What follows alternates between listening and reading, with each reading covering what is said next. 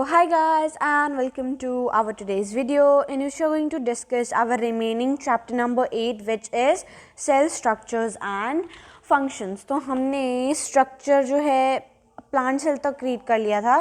तो यहाँ पे देखो, यहाँ पे हमें डायग्राम दी गई है एनिमल सेल की, ठीक है। सेल्स आपने देख लिए दोनों, plant cell and animal cell. अभी हम दोनों के बारे में इन ब्रीफ डिस्कस करने वाले हैं, ठीक है। मतलब इसके अंदर जो ये सारी चीज़ें प्रेजेंट है, माइटोकॉन्ड्रिया, न्यूक्लियस वगैरह, इन सब के बारे में अभी हम लोग पढ़ने वाले हैं। So the first one is cytoplasm. तो साइटोप्लाज्म क्या है कि most part of the cell consist of the cytoplasm की, ठीक है। जो लगभग सारा पार्ट है सेल का वो साइटोप्लाज्म होता है। तो यहाँ पे अगर हम लोग लेबलिंग को ध्यान से देखें तो लेबलिंग में ये जो पीछे वाला येलो येलो सा पार्ट है ना, थोड़ा सा, इसको साइटोप्लाज्म कहा गया है यहाँ पे। तो ये जो येलो येलो पार्ट है, अभी अगर आप ध्यान से देखो तो ये तो सारे सेल में प्रेजेंट है ना, तो इसीलिए it covers up almost all of the cell. So ये एक जेली लाइक सब्सटेंस है जो सेल के अंदर प्रेजेंट होता है। जो साइटोप्लाज्म है उसके अंदर न्यूक्लियस है एंड और भी कई सारे सेल्युलर कंपोनेंट्स हैं, ठीक है। अब ये जो साइटोप्लाज्म है इसके अंदर ही न्यूक्लियस हम लोग लेबलिंग की तरफ देखिए, न्यूक्लियस, ये जो आपको स्फीयर शेप्ड स्ट्रक्चर दिख रहा है ये न्यूक्लियस हो गया, ठीक है। तो साइटोप्लाज्म के अंदर न्यूक्लियस आ जाता है एंड जो ये बाकी सारी चीज़ें हैं, ठीक है, गोल्गी अपैरेटस एंड वैक्यूल्स वगैरह, ये सारी चीज़ें किसके अंदर आ जाती है? साइटोप्लाज्म के अंदर ही आ जाती है। देखो, सेल के अंदर साइटोप्लाज्म हो गया एंड साइटोप्लाज्म के अंदर ये सब चीज़ें हो गई। Each cell organelle has a specific role to play, कि हर एक सेल ऑर्गेनाली की, जो आपने सब कुछ देखा ना, माइटोकॉन्ड्रियन, रिबोसोम, प्लास्टिड्स वगैरह, इन सब का अपना अपना फंक्शन है जो ये परफॉर्म करते हैं। इन सब के फंक्शंस के बारे में हम लोग आगे जाके पढ़ने वाले हैं, ठीक है। जो सारी मेटाबॉलिक एक्टिविटीज़ होती है, मेटाबॉलिक मतलब हमें जो एनर्जी मिलती है वो हमें कहाँ से मिलती है? साइटोप्लाज्म से मिलती है, ठीक है। तो साइटोप्लाज्म रिस्पॉन्सिबल है एनर्जी को स्टोर करने के लिए एंड हमें एनर्जी देने के लिए, एनर्जी को रिलीज करने के लिए। Next one is nucleus. तो न्यूक्लियस जो हमने स्फीयर शेप स्ट्रक्चर ये देखा, ये क्या हो गया? ये न्यूक्लियस हो गया। The nucleus is a spherical body sphere shape की बॉडी थी ना, थोड़ा सा राउंड सा शेप था उसका, तो वो स्फेरिकल शेप बॉडी है। So it acts like the control centre of the cell. तो सेल के अंदर जो कुछ भी हो रहा है वो सब कौन कंट्रोल करता है? न्यूक्लियस कंट्रोल करता है। तो इसके अंदर एक थिक जेली लाइक सब्सटेंस होता है, मतलब न्यूक्लियस के अंदर एक थिक जेली लाइक सब्सटेंस होता है जिसको हम लोग न्यूक्लियोप्लाज्म बोलते हैं। सो द न्यूक्लियस होता है वो बाकी सारे सेल से, डायग्राम की तरफ चलते हैं हम लोग। अभी देखो हमने क्या पढ़ा कि न्यूक्लियस के अंदर एक जेली लाइक सब्सटेंस होता है, न्यूक्लियोप्लाज्म। यहाँ पे ये जो जेली लाइक सब्सटेंस है ये न्यूक्लियोप्लाज्म है। देन जो आपका न्यूक्लियस है ये बाकी सारे के सारे सेल से एक मेम्ब्रेन के साथ सेपरेटेड हो जाता है, जो इसका बॉर्डर है, ठीक है, उसको आप न्यूक्लियर मेम्ब्रेन बोल सकते हो। तो उससे वो सेपरेट हो जाता है बाकी सारे के सारे सेल से। तभी ये जो इसका न्यूक्लियर मेम्ब्रेन होता है ना, ये पोरस होता है, PORUS। पोरस मतलब कि ये कुछ चीज़ों को अपने अंदर से पास करने को अलाउ करता है, कुछ चीज़ों को नहीं करता है, ठीक है। यहाँ पे भी यही लिखा हुआ है कि ये जो न्यूक्लियर मेम्ब्रेन होता है वो पोरस होता है, कि मतलब कुछ चीज़ों की मूवमेंट अपने थ्रू अलाउ करता है, कुछ की नहीं करता है। एंड ये जो मूवमेंट्स हो रही हैं, कुछ भी चीज़ों की मूवमेंट हो रही है, ठीक है, न्यूट्रिएंट्स वगैरह एक्सचेंज हो रहे हैं, तो न्यूक्लियस के अंदर साइटोप्लाज्म से, अभी देखो ये जो न्यूक्लियस था आपका साइटोप्लाज्म में आ जाता था ना, तो साइटोप्लाज्म से कोई भी चीज़ें इसके अंदर आ सकती है। तो ये क्या है? ये कंट्रोल करता है कि कौन सी चीज़ें साइटोप्लाज्म से न्यूक्लियस के अंदर आ सकती हैं। सो जो एक स्मॉल स्फेरिकल शेप्ड स्ट्रक्चर होता है न्यूक्लियस के अंदर, उसको हम लोग न्यूक्लियोलस बोलते हैं। अगर हम लोग डायग्राम की तरफ जाएं, यहाँ पे देखो एक और आपको स्मॉल शेप स्ट्रक्चर दिखेगा, ये वाला न्यूक्लियस ये हो गया, इसके अंदर एक और स्ट्रक्चर है जिसको हम लोग न्यूक्लियोलस बोलते हैं। तो ये न्यूक्लियोलस क्या करता है? ये जो प्रोटीन की सिंथेसिस है, मतलब प्रोटीन का ब्रेकडाउन है, उसमें हेल्प करता है न्यूक्लियोलस। सो जो न्यूक्लियस है उसके अंदर एक थ्रेड लाइक स्ट्रक्चर होता है जिसको हम लोग क्रोमैटिन बोलते हैं, ठीक है। न्यूक्लियस के अंदर एक थ्रेड लाइक स्ट्रक्चर होता है जिसको हम लोग क्रोमैटिन बोलते हैं। It organise itself into a rod like structure when the cells has to divide, ठीक है, कि ये मतलब अपने आप को एक रॉड लाइक स्ट्रक्चर में डिवाइड कर लेता है जब इसको क्या होना होता है? जब इसको डिवाइड होना होता है। सेल डिवीजन के बारे में हम लोग आगे जाके पढ़ेंगे। तो आपने सुना होगा कि सेल्स डिवाइड होते हैं ना, रेड ब्लड सेल्स अपने आप को डिवाइड करते हैं, नए ब्लड सेल्स पुराने ब्लड सेल से उभर कर आते हैं, ठीक है। So this is called cell division. तो जब भी सेल की डिविजन होती है, ठीक है, तो क्या होता है, कुछ रॉड लाइक स्ट्रक्चर्स बन जाते हैं जिसको हम लोग क्या बोलते हैं, chromosome. So this is chromosome, ठीक है। So every species has a fix number of chromosome के, मतलब हर एक स्पीशीज़ के अंदर कुछ मतलब क्रोमोसोम्स का जो नंबर होता है ना वो फिक्स्ड होता है कि हाँ इतने number of chromosomes he present होंगे हमारी बॉडी पे। जो ह्यूमन बींग्स हैं उनमें हर एक सेल में 46 क्रोमोसोम होते हैं। अभी देखो ये आपका पूरा सेल है, ये आपका न्यूक्लियस है, न्यूक्लियस के अंदर रॉड लाइक स्ट्रक्चर्स ये हैं। अगर हम लोग इसको मैग्नीफाई करें, रॉड लाइक स्ट्रक्चर्स को मैग्नीफाई करें तो कुछ ऐसा स्ट्रक्चर बनेगा, ये क्या है, क्रोमोसोम्स हैं, ठीक है। हर एक सेल के अंदर, मतलब हर एक न्यूक्लियस के अंदर कितने स्ट्रक्चर्स ऐसे प्रेजेंट होते हैं, 46 स्ट्रक्चर्स, ठीक है।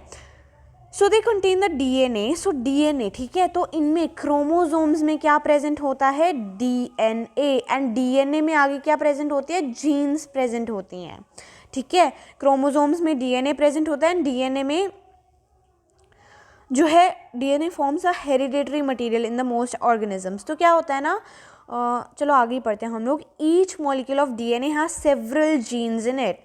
देखो जैसे कि हमने फिगर में देखा कि हर एक डीएनए के अंदर क्या होता है, काफ़ी सारे जीन्स होते हैं। ये जो आपको दिख रहे हैं ना, ये क्या होते हैं, जीन्स होते हैं, ठीक है।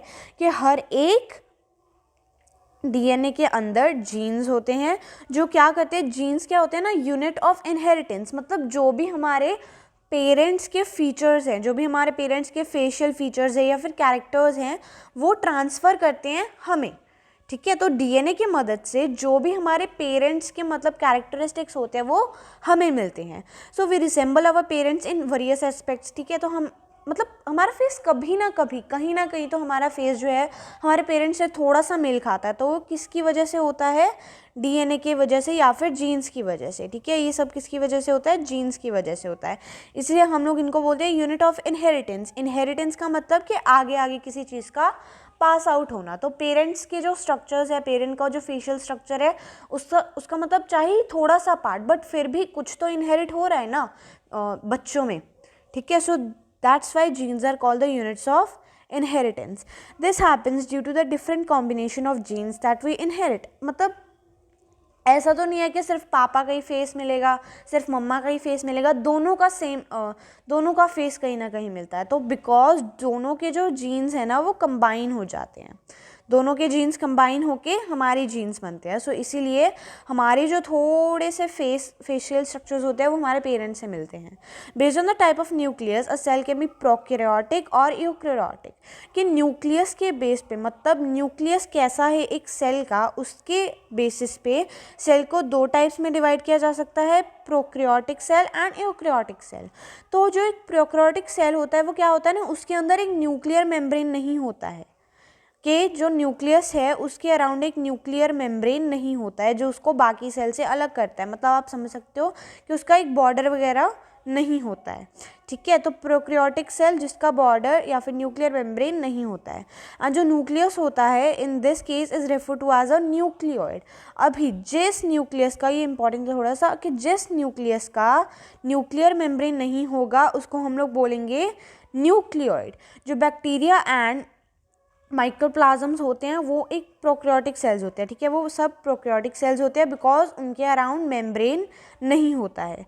देन जो सेल्स होते हैं बाकी ऑर्गेनिजम्स के, जैसे कि प्लांट्स हो गया एंड एनिमल्स हो गया, वो कौन से होते हैं, यूकैरियोटिक सेल होते हैं, क्योंकि उनका जो न्यूक्लियस होता है उसके अराउंड क्या होता है, न्यूक्लियर मेम्ब्रेन होता है, ठीक है। कि जो प्लांट्स एंड एनिमल सेल्स होते हैं उनका जो न्यूक्लियस है उसके अराउंड एक न्यूक्लियर मेम्ब्रेन होता है, इसलिए हम लोग उनको यूकैरियोटिक सेल बोलते हैं।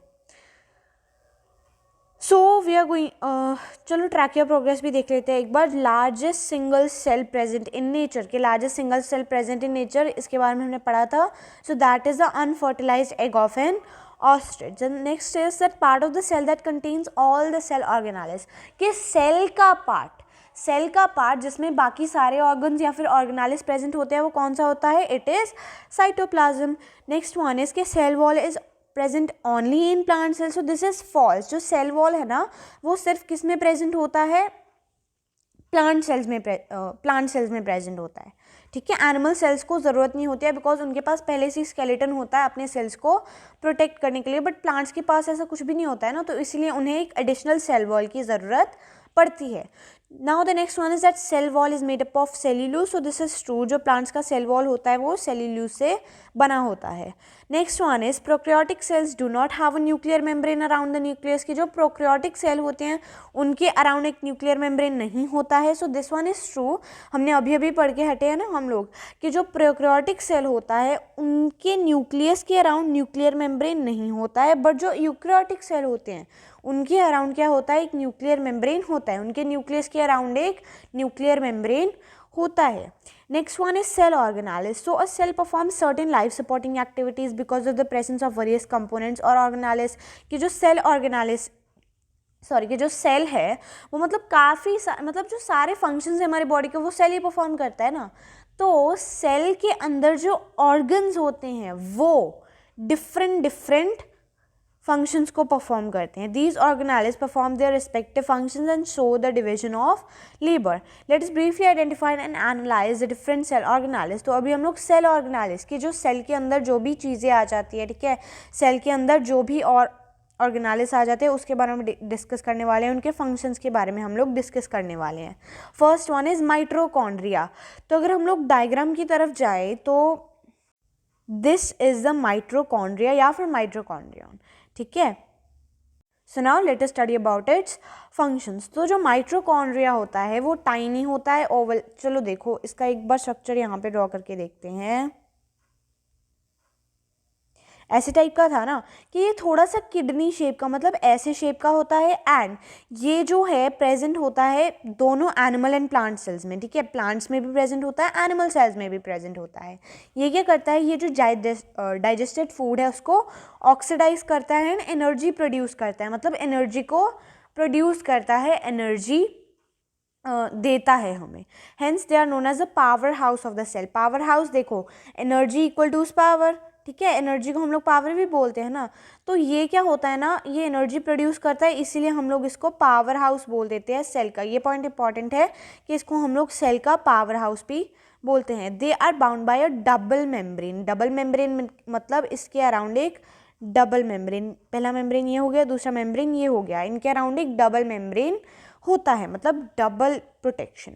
Next one is ribosome. So ribosomes क्या होते हैं, टाइनी स्ट्रक्चर्स होते हैं found either attach to the surface of endoplasmic reticulum, और एंडोप्लाज्मिक रेटिकुलम क्या है, एक और सेल ऑर्गेनालिस है, मतलब सेल के अंदर ही एक और ऑर्गन है। बट अभी हम लोग फिलहाल रिबोसोम्स के बारे में पढ़ते हैं। तो moving on to the diagram, ये है हमारा एंडोप्लाज्मिक रेटिकुलम, एंड इसके ऊपर जो ये आपको बिंदी दिख रही है ना, जो डॉट लाइक स्ट्रक्चर्स दिख रहे हैं, ये क्या है, रिबोसोम्स है। तो ये तो या तो इससे अटैच है या तो फिर ये ऐसे मतलब ऐसे खुले घूम रहे हैं, ठीक है, सेल में। तो यही वो लाइन एक्सप्लेन करना चाह रही थी। सो ये भी प्रोटीन को सिंथेसाइज करते हैं, एंड इनका भी मतलब प्रोटीन सिंथेसिस से मतलब ये प्रोटीन को ब्रेक डाउन करते हैं एंड ये भी थोड़ी सी एनर्जी प्रोड्यूस करते हैं, ठीक है। तो ये भी प्रोटीन सिंथेसिस से रिलेटेड ही है, और इनके मतलब इनके अराउंड कोई भी मेम्ब्रेन नहीं होता है। बाकी सेल, तो बाकी सारे सेल ऑर्गेनालिस मतलब ऑलमोस्ट सारे ही सेल ऑर्गेनालिस के अराउंड एक मेम्ब्रेन होता है जो उनको प्रोटेक्ट करता है, बट इसके अराउंड कोई भी मेम्ब्रेन नहीं होता है। सो अभी हम लोग पढ़ने वाले हैं प्लास्टिड्स के बारे में। तो ये जो प्लास्टिड्स है ना, प्लास्टिड्स ये सिर्फ प्लांट्स में प्रेजेंट होते हैं, ये सिर्फ प्लांट सेल्स में प्रेजेंट होते हैं। तो प्लास्टिड्स क्या होते हैं, डिस्क शेप्ड स्ट्रक्चर्स होते हैं जो सिर्फ प्लांट सेल्स में प्रेजेंट होते हैं, एंड ये दो टाइप के होते हैं, थ्री टाइप्स के होते हैं, क्लोरोप्लास्ट, क्रोमोप्लास्ट एंड ल्यूकोप्लास्ट। तो हम लोग क्लोरोप्लास्ट के बारे में पढ़ते हैं। तो जो प्लास्टिड्स जिसमें क्लोरोफिल होता है या फिर ग्रीन कलर्ड स्ट्रक्चर होता है, उनको हम लोग क्या बोलते हैं, क्लोरोप्लास्ट, ठीक है। तो इनको हम लोग kitchen of a plant cell भी बोलते हैं। देखो अगर इफ़ यू रिकॉल, तो जो क्लोरोफिल है वो क्या करती है, वो सनलाइट को ऑब्जर्व करती है, एंड सनलाइट जो प्लांट्स अपना फूड बनाते हैं उसमें यूज़ होती है, ठीक है। तो इसीलिए इनको kitchen of a plant cell बोला जाता है, मतलब ये प्लांट्स को फूड बनाने में हेल्प करती है, बिकॉज इसके अंदर क्या प्रेजेंट होता है, क्लोरोफिल प्रेजेंट होता है जो सनलाइट को ऑब्जर्व करती है। याद रखना, जो क्लोरोप्लास्ट हैं उनमें क्लोरोफिल प्रेजेंट होती है। Chloroplast are those plastids that have the green colored pigment or or chlorophyll in them. Plastids which contain non-green pigments are called chromoplasts, कि जिस प्लास्टिड के अंदर क्लोरोफिल प्रेजेंट नहीं है उनको हम लोग क्या बोलेंगे, क्रोमोप्लास्ट. नेक्स्ट वन इज जो ल्यूकोप्लास्ट होते हैं, वो क्या होते हैं, कलरलेस प्लास्टिड्स होते हैं जिनका मतलब जो शेप है वो बहुत ही ज़्यादा अलग होता है एंड ये फूड को स्टोर करते हैं एंड और जो बाकी मटेरियल हो गया जैसे starch, proteins and fats. Next one is vacuoles. तो वैक्यूल्स क्या होते हैं, ये सैक शेप्ड स्ट्रक्चर्स होते हैं. So if we go back to the diagram, so this is the vacuole. इनका जो शेप है थोड़ा सा गनी बैग जैसा है, ठीक है. So in mature plant cells they occupy most of the space within the cells and help to store food, water and waste. तो अभी हम लोग प्लांट सेल की डायग्राम की तरफ वापस जाते हैं. तो अगर हम लोग प्लांट सेल की डायग्राम देखें तो पहले तो यहाँ पे देखो, ये जो आपको क्लोरोप्लास्ट दिख रहा है जिसके बारे में हम लोग पहले ही अभी पढ़े हैं. तो क्लोरोप्लास्ट इसके अंदर क्लोरोफिल प्रेजेंट है, इसीलिए ये क्या है, क्लोरोप्लास्ट. तो इस प्लास्टिड के अंदर क्या प्रेजेंट है, क्लोरोप्लास्ट प्रेजेंट है, इसलिए ये क्या हो गया, chloroplast. Now if we move on to the vacuole, तो वैक्यूल यहाँ पे किसको लेबल किया गया है, ये जो सारा स्ट्रक्चर है ये वाला, ठीक है. ये क्या, ये सारी वैक्यूल है. तो देखो ये मतलब लगभग सारा ही जो एरिया है प्लांट सेल का ये वैक्यूल ने ऑक्यूपाई कर रखा है, ठीक है. तो यही ये लाइन कहना चाहती थी. ओके, सो ये मतलब इसका फंक्शन क्या होता है, ये हेल्प करता है फूड को स्टोर करने में, ठीक है. फूड को स्टोर करने में हेल्प करता है. देन जो वाटर है एंड जो वेस्ट मटेरियल है उसको स्टोर करने में हेल्प करता है. एंड इन एडिशन जो वैक्यूल है दे प्रोवाइड ट्रजिडिटी, मतलब थोड़ा सा क्या बोलते हो कि टफनेस प्रोवाइड करता है प्लांट सेल को.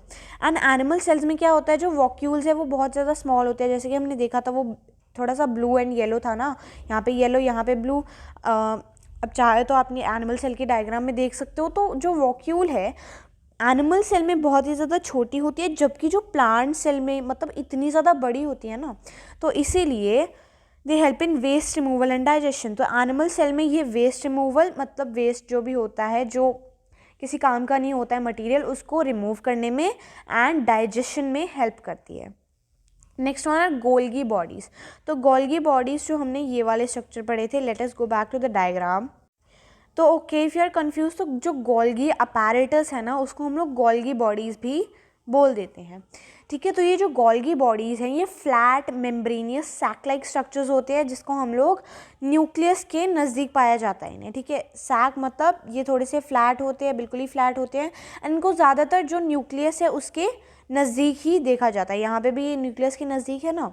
Okay, next one is that they are arrange in stacks. Stacks मतलब ऐसे करके ये अरेंज होते हैं लाइन वाइज, आप लोग बोल सकते हो कि लाइन वाइज से ये मतलब अरेंज्ड होते हैं. They are also known as secretory organelles. इसको सेक्रेटरी ऑर्गेनालिस भी बोला जाता है. सेक्रेटरी मतलब ये क्या करते हैं, सेक्रीट करते हैं सब्सटेंसेस जैसे कि enzymes and proteins. And plant cells में क्या होता है, जो गोल्गी बॉडीज़ है मतलब ये इतने वेल डिफाइन नहीं होते हैं एंड इन्हें प्लांट सेल्स में डाइक्टोइजोम्स बोला जाता है, ठीक है. कि जो यहाँ पे जो एनिमल सेल है इसमें तो इसको गोल्गी बॉडीज ही बोला जाएगा, बट जो प्लांट सेल है उसमें उसको क्या बोला जाएगा, डाइक्टोजोम्स बोला जाएगा. Then we will study about the endoplasmic reticulum. Endoplasmic reticulum जो आपको ये वाला स्ट्रक्चर दिख रहा है, ठीक है, ये सारा क्या है, इंटेस्टाइन के जैसा स्ट्रक्चर जो ये है ये आपका एंडोप्लाज्मिक रेटिकुलम है. So endoplasmic reticulum is a network of membranous tubes that connect the cell membrane to the nuclear membrane. तो अभी अगर आप ध्यान से देखो तो सेल मेम्ब्रेन मतलब ये जो आपका बॉर्डर सा है ना येलो सा, ये आपका सेल मेम्ब्रेन है.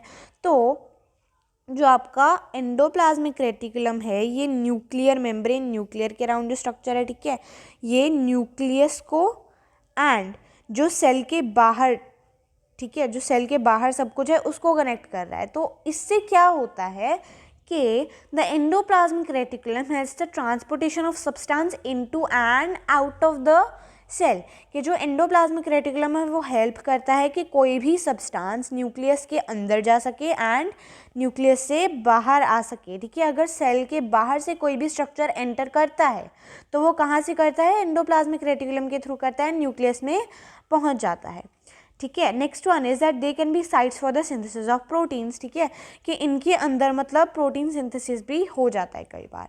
Next one is centrioles and centrosome, तो ये जो आपको फ्लावर्स के और फ्लावर जैसे जो स्ट्रक्चर दिख रहे हैं ये सेंट्रियोल एंड सेंट्रियोसम है। तो ये जो मतलब सेल डिवीजन में एक इंपॉर्टेंट रोल प्ले करते हैं, ठीक है। सेल डिवीजन के बारे में हम आगे पढ़ने वाले हैं कि जब सेल्स डिवाइड होते हैं तो ये एक इंपॉर्टेंट रोल प्ले करते हैं उसमें चीज़ में। नेक्स्ट वन इज लाइजोसोम्स, तो जो लाइजोसोम्स हैं वो स्मॉल राउंडेड सैक्स होते हैं जिनके अंदर एक टिश्यू डिजॉल्विंग एंजाइम होता है, कि ये भी थोड़े से सैक लाइक ही स्ट्रक्चर्स होते हैं जिसके अंदर एक टिश्यू डिजॉल्विंग एंजाइम, मतलब टिश्यूज़ को डिजॉल्व, मतलब टिश्यूज़ को मतलब क्या बोल सकते हो कि टिश्यू को मतलब घोलने वाला एंजाइम, ठीक है। They help in the digestion of foreign bodies that may enter the cell and worn out cell parts, ठीक है, कि अगर कोई भी मतलब हार्मफुल सब्सटेंसेस हमारे सेल में एंटर कर जाते हैं तो ये क्या करते हैं, लाइजोसोम्स क्या करते हैं, उसको ख़त्म करने में हेल्प करते हैं। Sometimes they burst within the cell which is degenerating and in which the organelle is present in digested. Lysosomes are also known as suicidal bags because they digest every cell in which they are contained. तो देखो कई बार क्या होता है ना, lysosomes मतलब cell के अंदर ही फट जाते हैं, तो इसीलिए क्या होता है कि जो लाइजोसोम्स हैं हम लोग इसको सुसाइडल बैग्स भी बोलते हैं, बिकॉज ये अगर किसी भी सेल में पाए जाते हैं ना तो उस सेल को ये डाइजेस्ट कर जाते हैं, मतलब उस सेल को भी ये ख़त्म कर देते हैं, तो इसीलिए हम लोग इनको सुसाइडल बैग्स भी बोल देते हैं। तो यहाँ पे क्या हो रहा है, अगले पार्ट में कंपैरिजन हो रहा है एनिमल एंड प्लांट सेल का, ठीक है, कि animal cell and plant cell में क्या क्या डिफरेंस है। So we all know that all cells have some basic parts that perform important functions within the cell. We also learned that certain parts and functions are specific to plant and animal cell. So table 8.1 summarizes the main difference between plant and animal cell. यहाँ पे यही बताया गया है कि जो सारे मतलब सेल ऑर्गेनालिस है वो डिफरेंट फंक्शंस परफॉर्म करते हैं, बट ये थोड़ी ना ज़रूरी है कि हर एक ऑर्गेनालिस मतलब प्लांट एंड एनिमल सेल दोनों में प्रेजेंट हो। तो बेसिकली ये जो टेबल है ना ये हमें बताता है कि प्लांट एंड एनिमल सेल में क्या क्या डिफरेंस है। सो जो प्लांट सेल है बेसिकली ये मतलब जो साइज़ है इनका बहुत ज़्यादा बड़ा होता है, या फिर एनिमल सेल से इनका साइज़ जो होता है कंसिडरेबली या फिर कंपेरेबली बड़ा होता है। जो एनिमल सेल होता है उसका size as compare to animal cells छोटा होता है। देन जो प्लांट सेल्स होते हैं उनमें cell membrane and cell wall दोनों प्रेजेंट होते हैं, बट एनिमल सेल्स में क्या होता है, जो सिर्फ सेल मेम्ब्रेन प्रेजेंट होता है बट जो सेल वॉल है वो प्रेजेंट नहीं होता है। नेक्स्ट वन इज दैट इनके अंदर प्लांट सेल्स के अंदर मान लो ये एक प्लांट सेल है तो इसके अंदर एक बड़ी सी वॉक्यूल प्रेजेंट होगी, ठीक है, बट जो एनिमल सेल है उसमें क्या होता है काफ़ी सारे छोटे छोटे वैक्यूल्स प्रेजेंट होते हैं, है ना। देन सेंट्रियोल्स एंड सेंट्रियोसम जो होते हैं वो प्लांट सेल्स में प्रेजेंट नहीं होते। अगर आप लोग डायग्राम को ध्यान से देखो तो यहाँ पे आपको कोई भी ऐसे फ्लावर के शेप के थे ना, तो आपको कोई भी मतलब ऐसे टाइप के स्ट्रक्चर्स नहीं दिखेंगे। तो इसीलिए आप लोग बोल सकते हो कि जो सेंट्रियोल्स एंड सेंट्रियोसम होते हैं वो प्लांट सेल्स में प्रेजेंट नहीं होते हैं, बट जो सेंट्रियोल्स एंड सेंट्रियोसम है वो एनिमल सेल्स में प्रेजेंट होते हैं।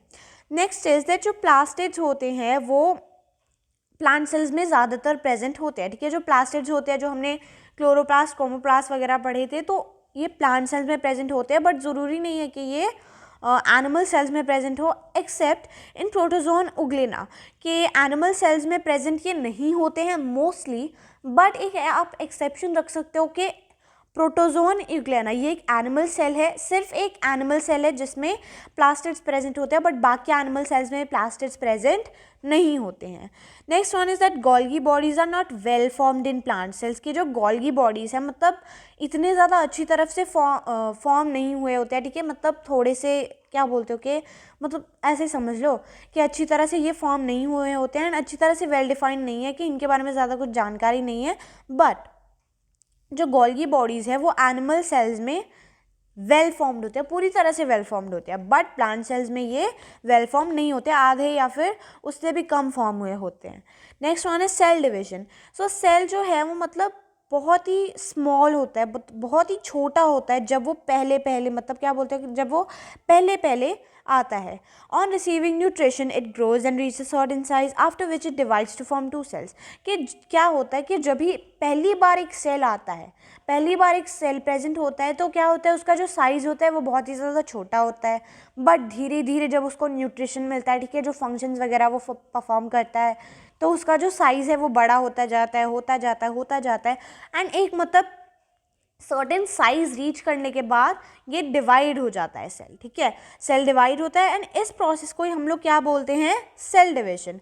और जो नए सेल्स फॉर्म होते हैं, जब 2 सेल्स डिवाइड होते हैं, जो नया सेल फॉर्म होता है, मान लो ये पहले वाला सेल था, ठीक है, इसका साइज बहुत बड़ा हो चुका है, अभी अपना थोड़ा सा पार्ट मतलब क्या बोलते हो कि थोड़े से पार्ट से इसका एक नया सेल फॉर्म हो गया. एंड इस सेल को हम लोग बोलेंगे डॉटर cell. ठीक है, this cell is called the daughter cell. The new emerging cells are called the daughter cells.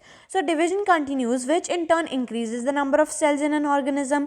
ठीक है, कि जो ये सेल डिवीजन का प्रोसेस है, मतलब जब सेल डिवाइड होते हैं तो क्या होता है, इससे जो सेल्स हैं एक ऑर्गेनिजम्स में वो बढ़ते जाते हैं, बढ़ते जाते हैं, बढ़ते जाते हैं.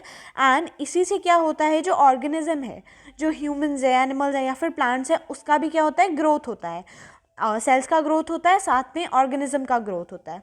एंड जो प्रोसेस होता है सेल डिवीजन का, वो मतलब रिस्पॉन्सिबल होता है जो डैमेज या फिर वॉर्न आउट सेल्स के, जो डैमेज सेल्स हैं, ठीक है, जो थोड़े से मतलब क्या बोलते हो कि ख़राब हुए हुए सेल्स होते हैं, उनके हीलिंग प्रोसेस में भी ये बहुत ज़्यादा हेल्प करता है. जो सेल डिवीजन का प्रोसेस होता है उनको सही करने में हेल्प करता है.